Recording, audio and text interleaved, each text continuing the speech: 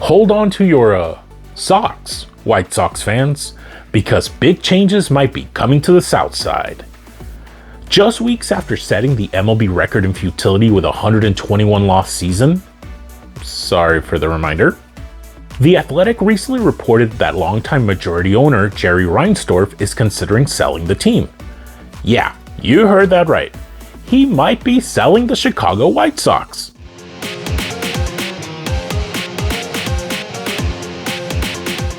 The 88-year-old Brooklyn native is currently the second longest active MLB owner, only behind the Steinbrenner family, heading the White Sox since 1981 when he bought the team for just $20 million.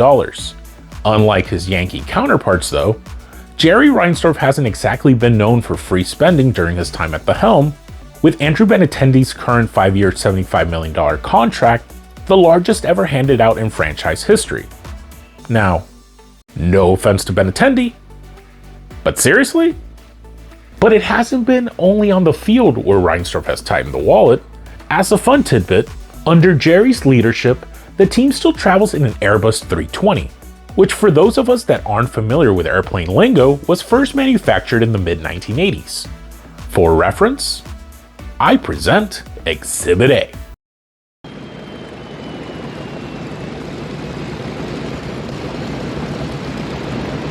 Okay, I'm kidding. Sorta.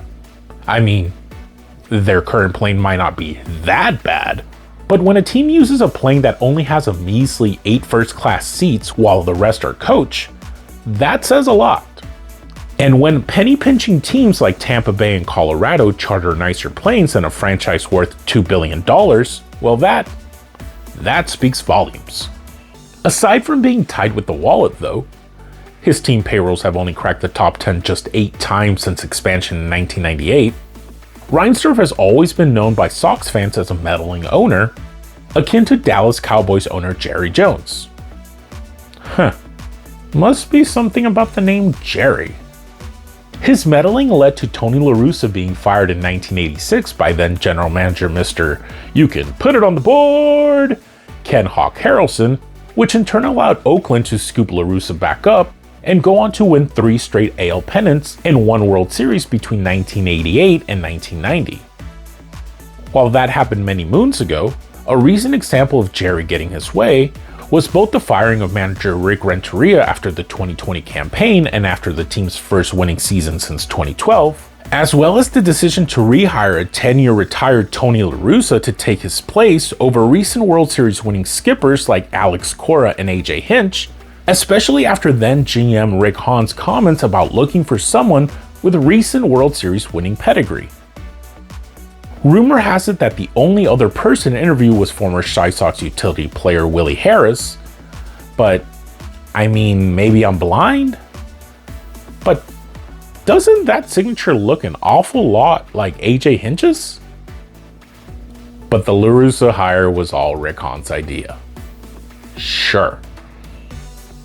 Jerry's insistence on fixing his greatest mistake, as he called it, and rehiring La Russa proved to be a dagger in the young team's DNA, as La Russa's my way or the highway attitude from a bygone era clashed with the young core of the Sox players and ultimately led to their contending window closing a lot faster than most people expected. Continuing on the field, under Reinsdorf's tenure, the team has secured a winning record in 21 of the 43 seasons he's been in charge.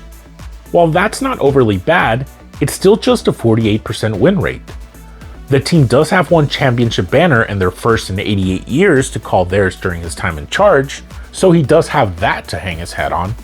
But at the end of the day, this game is about what have you done for me lately, and 3 playoff appearances with 0 wins since their 2005 World Series victory isn't going to cut it.